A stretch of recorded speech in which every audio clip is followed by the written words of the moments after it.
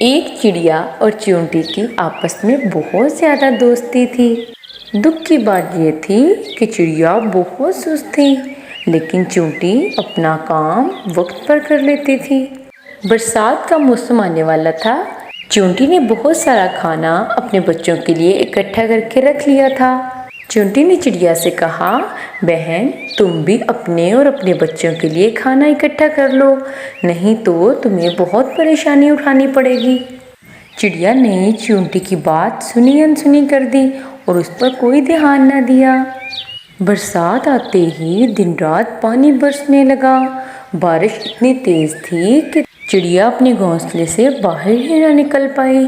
چڑیا کے بچے بھوک سے نڈال ہو گئے اور وہ رونے لگ گئے۔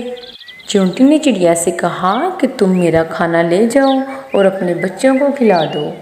چیونٹی نے چڑیا کو سمجھایا کہ اگر تم نے میری بات مان لی ہوتی تو تمہیں اب پچھتانا نہ پڑتا اور اب تمہیں اور تمہارے بچوں کو بھوکے نہ رہنا پڑتا۔ چڑیا اب چیونٹی کی بات سمجھ چکی تھی اور چڑیا نے چیونٹی سے وعدہ کیا کہ وہ آئندہ کبھی بھی سستی نہیں کرے گی اور ہر کام اپنے وقت پر کرے گی۔ تو بچوں، اس کہانی سے ہمیں کیا سبق ملتا ہے کہ ہر کام وقت پر کرنا چاہیے، نہیں تو بعد میں ہمیں پچھتاوا ہوتا ہے۔